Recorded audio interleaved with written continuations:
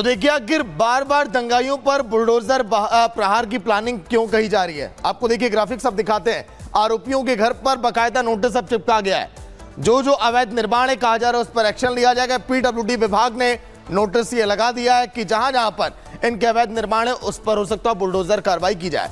हत्या के आरोपियों के घर पर यह नोटिस चिपकाया गया है। चिन्हित किया जा रहा है कि आखिर इनकी कितनी संपत्तियां हैं, क्योंकि लगभग यह आंकड़ा 35 से 40 कहा जा रहा है। अतिक्रमण हटाने का इन्हें निर्देश अब दिया गया है। अगर ये नहीं हटाते हैं तो फिर यहां पर प्रशासन के द्वारा एक्शन लिया जाएगा। 3 दिन में उस जगह को खाली करने के लिए कहा गया है। रविवार के दिन की घटना थी जब जुलूस के दौरान ये पूरा हंगामा हुआ और देखिए अब आज ये कहानी यहां तक आ पहुंची है। 30 से 40 घरों को चिन्हित किया गया, जैसा कि हमने जिक्र किया पहले। अतिक्रमण हटाने पर बुलडोजर वहां पर चलेगा, बुलडोजर कार्रवाई की जाएगी, क्योंकि लगातार लोग कह रहे थे कि जल्द से जल्द यहां पर न्याय मिले। अतिक्रमण जब चलेगा, जब यहां पर प्रशासन का यहां पर देखिए बुलडोजर जाएगा, तो उसके बाद क्या कुछ और आगे होगा देखने वाली बात होगी। और चलिए अब बात करेंगे उस दुश्मन की जो कि दिल्ली में एक बार फिर से लौट आया। अब आप कहेंगे कि मैं किस दुश्मन की बात कर रही हूँ। ये वो दुश्मन है जो कि बदलते मौसम के साथ आपकी सेहत पर भी असर करता है। दावे तो तमाम किए जाते हैं इस दुश्मन से निपटने के लिए, लेकिन वो सभी जो है वो फेल साबित होते हैं। रिपोर्ट देखिए कौन ये दुश्मन है।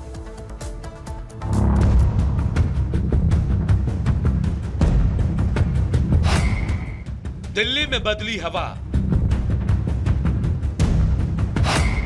बढ़ रहा जहरीला धुआं,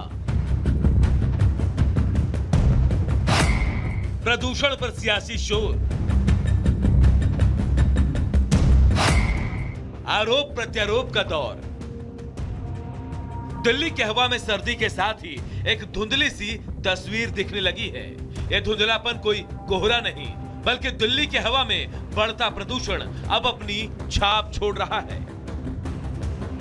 AQI मापने वाली मशीनों में हवा की शुद्धता के आंकड़े अब धीरे धीरे गिरने लगे हैं, यानी दिल्ली में प्रदूषण अपना जाल बढ़ा रहा है। अब AQI का पारा गिरने के बाद तुरंत दिल्ली सरकार हरकत में आ गई है और हवा को शुद्ध करने के तरीकों पर काम शुरू हो गया है। प्रदूषण को लेकर आज हाई लेवल मीटिंग बुलाई गई है। दिल्ली सरकार के मंत्री गोपाल राय ने कहा, मुंडका, द्वारका सेक्टर 8, पंजाबी बाग, RK पुरम, आनंद विहार समेत दिल्ली के 13 जगहों का एयर क्वालिटी इंडेक्स बहुत खराब श्रेणी में है। दिल्ली सरकार के अधिकारियों को ग्राउंड पर तैनात करने का निर्देश दिया गया है।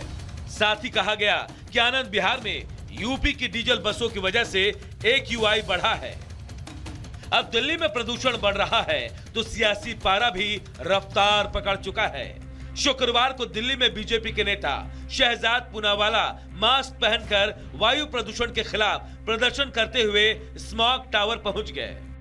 आम आदमी पार्टी ने बड़े बड़े वादे किए थे, प्रदूषण मुक्त दिल्ली बनाएंगे। आज यमुना की भी स्थिति देखो और दिल्ली गैस चेंबर बनी है, AQI लगातार गिरता जा रहा है। और क्या करते हैं आम आदमी पार्टी? दिवाली के फटाकों पर बैन, हिंदू त्योहारों पर तो प्रतिबंध लगा देती है, पर यहाँ पर देखिए ये स्मॉग टावर जिस पर 23 करोड़ खर्च हुआ था, उस स्मॉग टावर पर ताला लगा है। दिल्ली में जो सरकार पिछले 10 साल से है अरविंद केजरीवाल जी, और अब 1 महीना होने जा रहा है आतिशी जी की, इनकी नीयत है ही नहीं कि पोल्यूशन को दूर किया जाए, दिल्ली के लोगों को जीवन दिया जाए। बस हम यही भगवान से प्रार्थना करेंगे किसी तरह ये 4-5 महीना दिल्ली बचे। इस बीच हरियाणा से पराली जलाने की तस्वीरें सामने आई। हरियाणा सरकार ने इसे रोकने के लिए निर्देश भी जारी कर दिए हैं। प्रदूषण पर दिल्ली में बीजेपी और आम आदमी पार्टी की जंग भी तेज हो गई है। आम आदमी पार्टी बीजेपी की ओर से लगाए जा रहे आरोपों के घेरे में है, तो आम आदमी पार्टी बीजेपी के इन आरोपों को नाटक बता रही है। वजह चाहे जो भी हो, दिल्ली एक बार फिर प्रदूषण और सियासत के चक्रव्यूह में फंसती दिख रही है। Bureau report, Republic Bharat. तो देश की राजधानी दिल्ली में प्रदूषण का लेवल इस समय बहुत ही देखिए खतरनाक स्तर पर पहुंच चुका है। ये देखिए बीते 4 दिनों में AQI का हाल क्या रहा। 18 अक्टूबर की बात करें तो 233, 17 अक्टूबर की बात करें 231, 16 अक्टूबर की बात करें तो 199।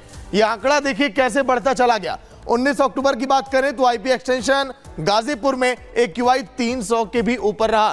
कई ऐसे इलाके, 15 इलाके तो रेड जोन में है। देखिए आनंद विहार 300 के करीब, यहां पर भी ताकि प्रदूषण पर कैसे कंट्रोल किया जाए, लगातार इस पर सरकार अब काम कर रही है, लेकिन विपक्ष हमलावर है।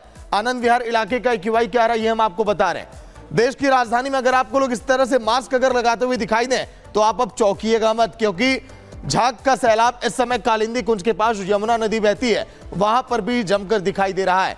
ग्रैब 2 अगर यहां पर लागू हो गया दिल्ली में तो कई सारी पाबंदियां भी आपको दिखाई दे सकती हैं, क्योंकि प्रदूषण का लेवल इस समय दिल्ली में दिन प्रतिदिन अब बढ़ता चला जाएगा। अभी तो ठंड की धीरे धीरे शुरुआत हो रही है। और वहीं अब बात करेंगे उत्तर प्रदेश में पुलिस के ऑपरेशन लंगड़ा को लेकर के। उत्तर प्रदेश में बदमाशों के खिलाफ ताबड़तोड़ एक्शन जारी है।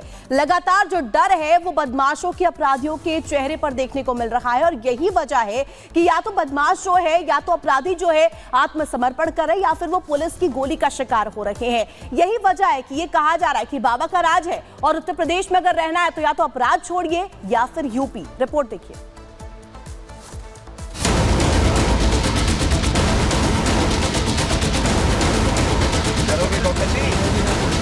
अब करोगे?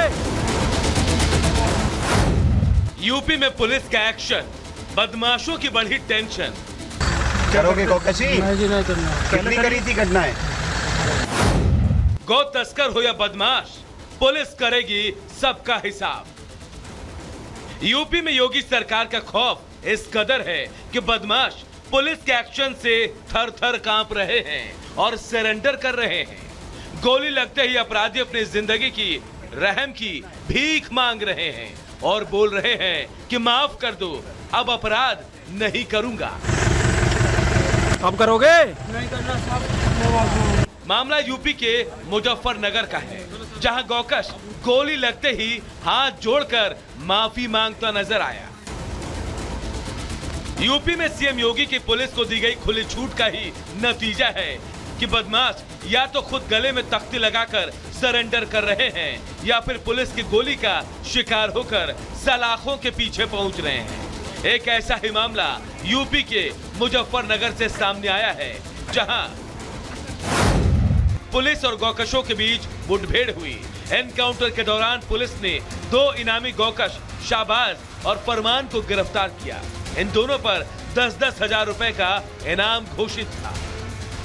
पुलिस को सूचना मिली थी कि कुछ गौ तस्कर खतौली में गंग नहर पटरी के पास कुछ आपराधिक गतिविधियों को अंजाम देने के लिए आ रहे हैं, और इसी इंफॉर्मेशन पर कार्रवाई करते हुए पुलिस ने इनकी धरपकड़ के लिए जाल बिछाया।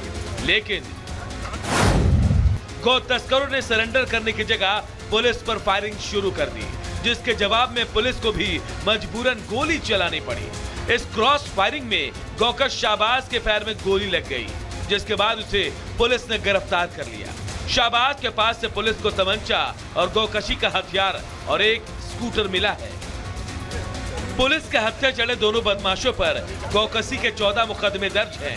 फिलहाल पुलिस की गोली से घायल गौ तस्कर को अस्पताल में भर्ती करवा दिया गया है, जहां उसका इलाज चल रहा है। Bureau report, Republic Bharat. और वहीं देखिए लगातार ताबड़तोड़ एक्शन जारी है उत्तर प्रदेश